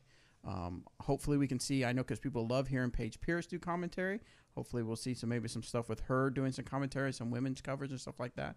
But that whole thing of players doing commentary it's really a new thing. Mm-hmm. I think it's nice, like with the new thing that you guys started, the In the Mind. Yeah. I think that's really nice because you hear that player's thoughts. Right. And so I think that translates to my thoughts on tournament commentary that right. I love Nate and Germ together. I think they're a great team and they're really funny and informative at the same time, which is great. But I think that I would almost rather just have one of them and then a player that was on that card so that you get the little behind the scenes, because a lot of times Nate and Germ aren't on the card and they're kind of just guessing as to what's going on. I think it's a lot more insightful and interesting when there's a player that played on that card. Yeah. And we're definitely going to be doing more of the In the Mind because I know a lot of people like that, enjoy that. We'll be doing some filming out at the Memorial and create some more In the Mind episodes based off that place. Cool. So one of Paige's rounds, though, I'll be commentating on and just saying what she was thinking at the time. So nice. You're you should do it you're welcome in live advance. right there so I can hear you. Oh, she just missed that 7-footer. Yeah, right. Here's what I was thinking when I missed that. Whispering into the microphone just loud enough that like you can barely hear it, but you're like, that's not what I'm thinking. Oh, I have to play. Something like that. That'd be pretty great. Probably not. We'll see. Who knows? What else we got in there? Rob? Let's see. Paige, will you be doing a clinic in Northwest Florida this year? Oh, I don't know that answer, but I love Florida, so I'm definitely on board. Nice. To have your club message me and what you're thinking on dates and stuff like that. I'm definitely open to it. Sweet. When people want to get a hold of you, is it best to do it on Facebook or Instagram or email or what? Should I just put your phone number in the chat? I'm just I would say 867. probably 5309. Facebook? Okay. or email. Sweet. Girl that says, Bobby, cool dad jokes, Slick Breeze. Yeah, thank you. David says, I'm thinking of putting myself on the wait list for GBO. The shorter wait is for advanced. I play intermediate. Should I just play up so I have a chance of playing it? I think yes. Definitely. Getting to play this tournament is awesome regardless of the place that you finish. I know I'm a homer and I work here and I get paid to talk positively about dynamic discs, but it is Homer is like Homer Simpson? No. You've heard that phrase before, right? Homer? A homer is like somebody who because something's close to them or it's something they support, they're like, "Oh, this is the greatest." That's what a homer is. Having that said, I think this tournament is fantastic. And if you have a chance to play regardless of the division that you normally play, I'd say take a shot. Super fun. It's one of those tournaments where like everybody hangs out. Like you go to a lot of tournaments and everything's so spread out, and you might get to play with some people that you've wanted to play with, but the only time you're seeing them is at the course. And at GBO, you're seeing them everywhere, where you go to eat, when you go to the store, when you are driving, when you come to a stoplight. There's literally disc golfers all around you at every time of the day. So it's really cool in that sense. There's no other tournament like it. All right. Flip the keep it real light. Thank you. So I'm going to keep it real. When does disc season start? It never ends. I get it. I get it if you live in Florida. I get it if you play in 2-degree weather. I understand you can play disc golf all year long. He calls it Disky. He calls it disky off air, Disky just off so we're air, on the yeah. same page. I get that. You can play it anytime you want to. Disky. But for some people, us people that work in disc golf and some other and the touring pros and stuff like that, there is somewhat of a disc golf season. And a lot of times that kickoff used to be the Memorial. Now it's kind of the Vegas Memorial type week span. Now there's other A tiers that happen and people play and they win and they do really well. But it seems like that there's just this feeling or this sentiment that time period around the Memorial and Vegas challenges when you feel like it's a family reunion because you don't, the pros are playing their local stuff or things they can travel really quick. But most of the locals come to the Memorial and it's like people you haven't seen since the Disc Golf Pro Tour Championship or some of the other tournaments. So when I say the disc golf season kicks off or things like that, that's what I'm talking about. That's the first event that I travel to for disc golf to take pictures and do video. I meet up with players I haven't seen in a while, and everybody's like, let's do videos, let's do in the bags, let's do this. So that's when I say disc golf season starts, and I believe that's kind of the sentiment with pros as well, is that that's when they know vacation's over, family time's over. Now it's time to really get in there and the grind of traveling and getting to different tournaments and stuff like that. Is that a fair point? Yeah, absolutely. Absolutely. It's Gentlemen's Club to Pro Tour Championship. Yeah. And we were talking at Pro Tour Championship, like when you're saying bye to these people, you're usually saying bye for a day. Right. And you're like, okay, see you tomorrow, Right. 400 miles away. Right. But, when we're saying bye at the Pro Tour, we're like kind of like tearing up. Right. Like we're going to be missing them for months. And then, like you said, at Gentlemen's Club, it's like a huge reunion. Yeah. Like it's really cool. So stop telling me that disc golf season never ends. There Yeah, are myself. tournaments that happen all the time, but yeah, there's a certain time where there are a lot more tournaments. for All sure. right, you can turn the light back off. Thank you. Somebody in the chat says, Bobby, why are you yelling at us? So Oh, sorry. I didn't mean to yell. I think he just likes to kind of he really does. get He, excited. he gets so I he do. gets I so get pumped, I angry, get fired sometimes. up. Yeah. Let's see. Luke says, I've been spoiled lately with commentary. Watching disc golf without it is kind of painful. I could see that. I mean, there's an aspect of it where if you're watching disc golf and there's nothing else going on, you can focus a little bit more. But I like hearing the insight of players who have played the course, or like I love having a player who's on the card so that you can, get the feel of what was going on the course. So I like it. Jerem says we need Zach Melton doing commentary. He's so funny. I agree. No, he's not funny. You missed. Yeah. I'm just kidding. I'm censoring for the sake of the. What did you the want show. to Zach only just thinks he's funny. That's right. I disagree. I think Zach is not funny at all, and I will tell that to his face. It's not true. I think Zach's very funny. Zach Melton, AJ Risley combo is rad. I don't know if we're ready for that combo. I think that would be a little nuts. People just like annoying. Got him. In their face. Zach and AJ, whenever you really hear this, hope in your Zach's face. watching this. I doubt it. Jonathan says, did y'all see the CCDG video of the Hall of Fame Classic? That was super funny. I didn't. I'm sure you haven't seen that yet. Is it? Hall of Fame Classic. No, I haven't. What was funny about it? It was the final round, but it's this guy Tyler Brickley who he's the Australian guy who just made fun of, or at least he sounds Australian, I think who I just did did see part of it. funny commentary for one of their videos earlier this year. Okay. And so he just does that for a Hall of Fame, and it's just ridiculous. Okay. Super funny. They don't keep track of score during the round. He says the only thing that matters is strikes, and you get a strike when you hit a tree. So What? that's what And it keeps up This is with. an actual Central Coast video. Oh yeah, it's on Central Coast. It's super funny. Okay. It's worth checking out. All right. Someone wants to know. Oh, go ahead. No, sorry. I was No. going to say I did just see Central Coast posted the women's skin match from 2017 Yeah. Oh, wow. Masters Cup. And it just really surprised me. Gotta throw it back. It's been a while. Where is the next champ versus chump? Well, that would be Central Coast, so I'm not sure when they're going to do it. I don't next, know. Yeah. One just came out that I was in with Simon. Yeah, that was awesome. Oh, okay, yeah. That was fun to watch. Yeah, it just came out. Andrew says, is Paige going to be in the clinic at Waco?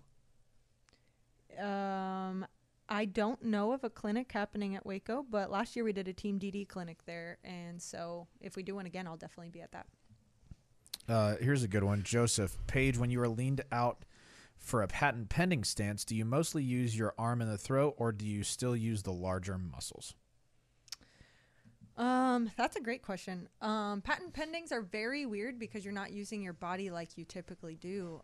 When you're stretched out and you're throwing essentially backwards, you kind of can't use that. Let me think how to word it.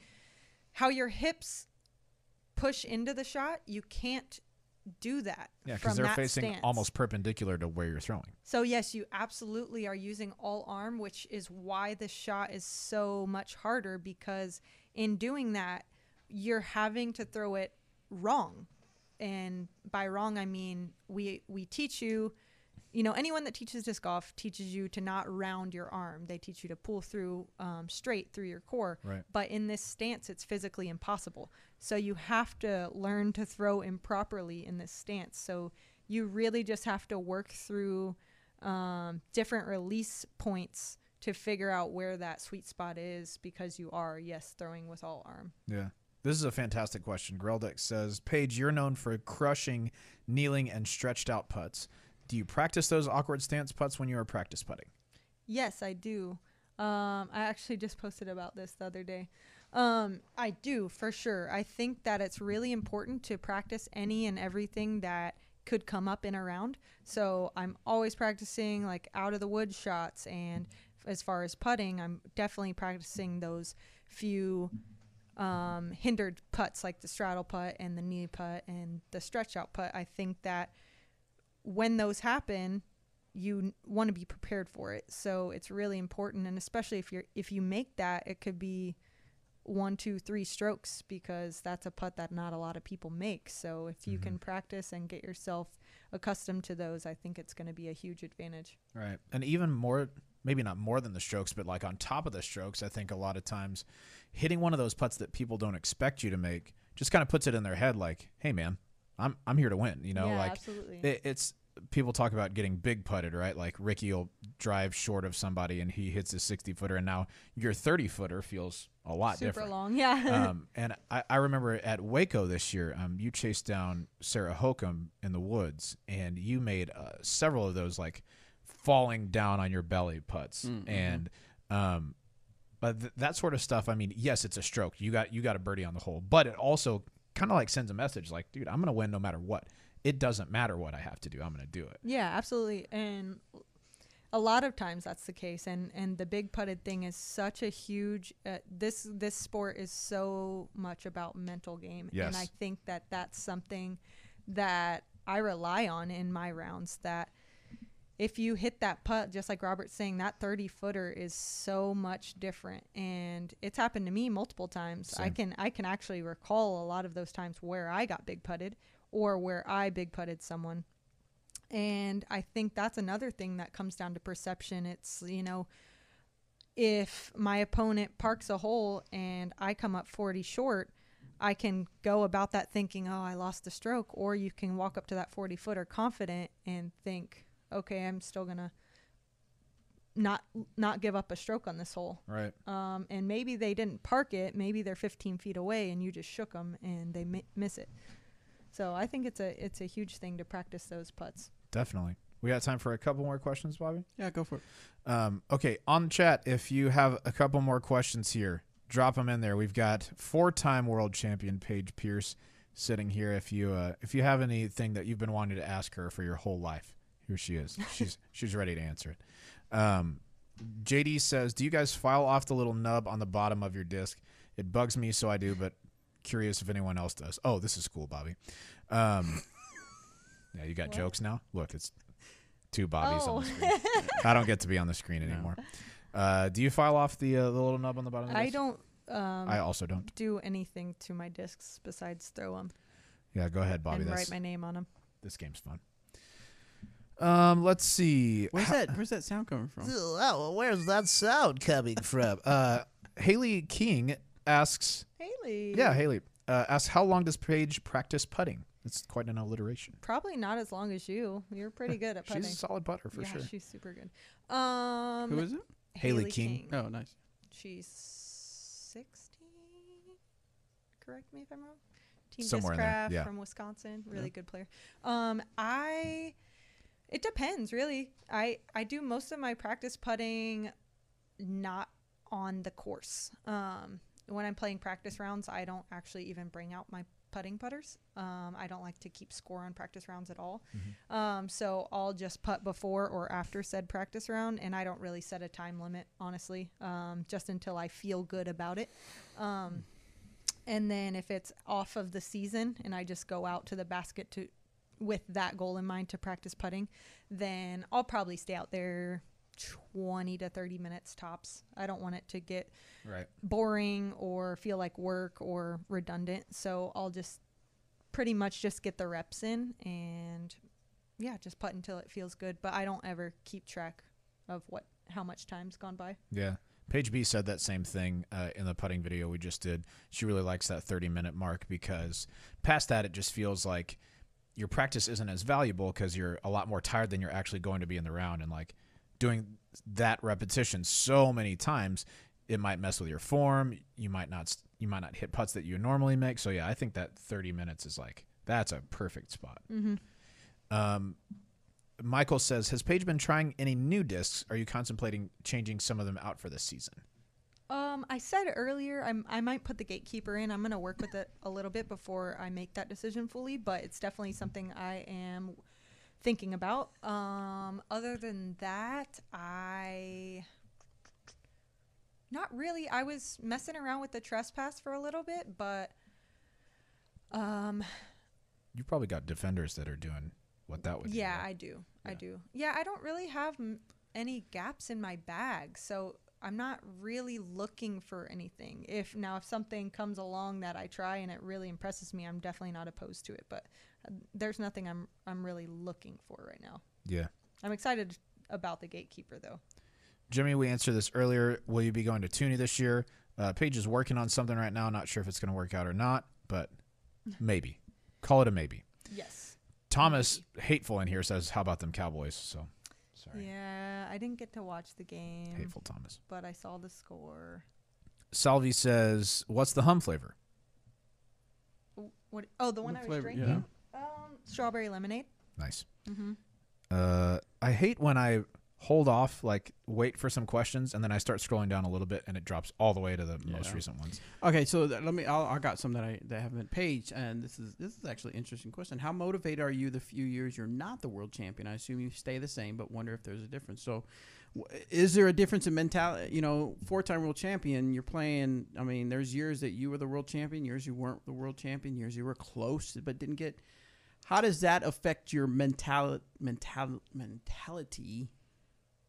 going into the next year? I mean, obviously you want to be world champion, but how does that affect you when you're trying to get it back or you're not the previous world champion? Yeah, I don't think about that going into that week, whether I am defending or I'm not defending. I think that's more something that other players focus on. Okay. If you're the defending champ, they kind of are like, oh, I got to knock her off. Yeah, something like that. But that's not something I think about. I have the same motivation since the time I went on tour in 2010. That that is my primary and biggest goal every year is to win the world championship. And I don't think the motivation really changes for me. And I think correct me if I misunderstand how you said this or your thinking behind, but one time you were talking to somebody and I can't remember if it was during a tournament or after, but it was a point where you were going for the putt. And most people would say to lay it up. But you said that again, I can't remember exactly how you said it, but you said something to the effect of you're going for it because you're not playing just for that moment. You're playing for the score, for the rating, for to always be better. Do you remember that? Or does that kind of... Was this during Worlds or? Maybe it was Worlds. I can't remember. But that's not important. Yeah. Okay. Just the mentality of always just trying to better yourself with each throw. Absolutely. I'm thinking about that at every moment. There's never a shot that I don't want to do my best on. Right. So even if it's a slim chance, a lot of times I'm going for that shot or for that putt because I'm not necessarily worried about my score on that hole or the outcome of tournament A or tournament B or the rankings in that season. I'm just trying to progress as a player every single day. And I think that if you're not challenging yourself and going for that putt that maybe only 1 in 10 times goes in, you're not going to get better. You have to challenge yourself, even though in that moment, if you miss that shot and it goes OB and goes, you know, down a cliff and you end up triple bogeying, I think that that's worth the overall progression that you're going to show as a competitor. So Nate Sexton said it in a clinic we did together, that when you're getting better, you're going to get more bogeys. And so, like, I was struggling for a little bit mentally, because I was trying all these new shots and going for these different shots, and I felt as though I was throwing better than I ever had, but I wasn't showing that in my scores. Yeah. And when I heard him say that, it was just like a light bulb went off, like, okay, good. I can be confident in the fact that I'm getting better. Even though my scores might not be getting better, I'm still getting better, and I'm learning and challenging myself. And, I mean, obviously, you know, I'm sure you know that people see you as an aggressive player, and I'm sure you feel that as well, that you're an aggressive player. What do you say to those people that say to you, don't be so aggressive this round, or something like that? What kind of goes through your mind when people say that? I don't think that anybody should, or could say that to me, because it's an individual sport, and I play how I want to play. If it comes to the point where I have a coach, Robert's probably the closest thing I have to a coach. You know, sometimes he's caddying for me, and he might give me a different outlook or a different option, which I will weigh, but a lot of times I'm going to choose what I would want to do anyway. And I think that you want to choose what you're most confident in. A lot of times, and not to say laying up is bad, I actually preach to lay up sometimes if you're not confident. But sometimes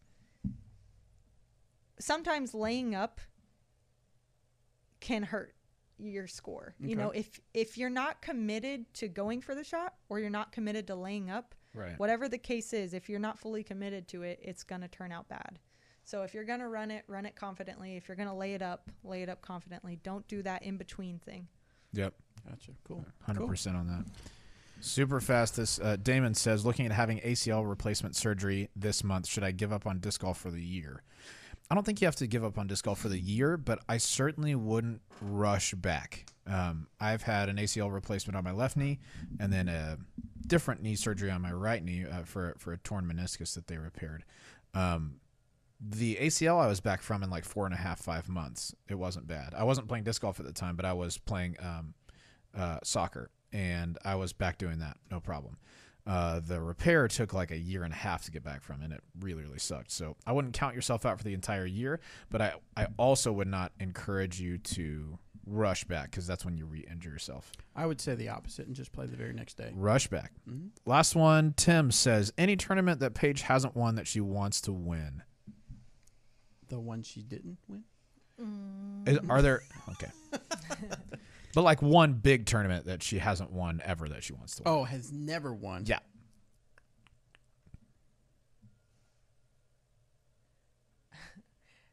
I don't think that there is one that I haven't won. I didn't know how to say. I mean, I've been on tour. Wow! Oh my God! I've been on tour for 8 years, and maybe I didn't win them all in a certain year, but like at least in one of the years I've won that. I would say immediately Maple Hill, Beaver State, Worlds, U.S. Women's, but I've won all of those. USDGC. There you go. I won that. Well, yeah. Kind of. But Portland Open, maybe it's a new one. So, actually, I got one. San Francisco. It was the first year of it, so I've only had one crack at it. Didn't win it, so let's say that one. San Francisco. It was a really cool course, really, really well ran tournament, and I'll be back there this year. So how about that one? All right, last question. The legendary E. Are you answering that by typing? Yep. Oh, okay, so I'm legendary typing. E. He's going to type that answer into the chat so you can check that out. So we're going to let Paige go and let you guys go. It's been almost 2 hours now. We've been on the air, so we're going to take a break.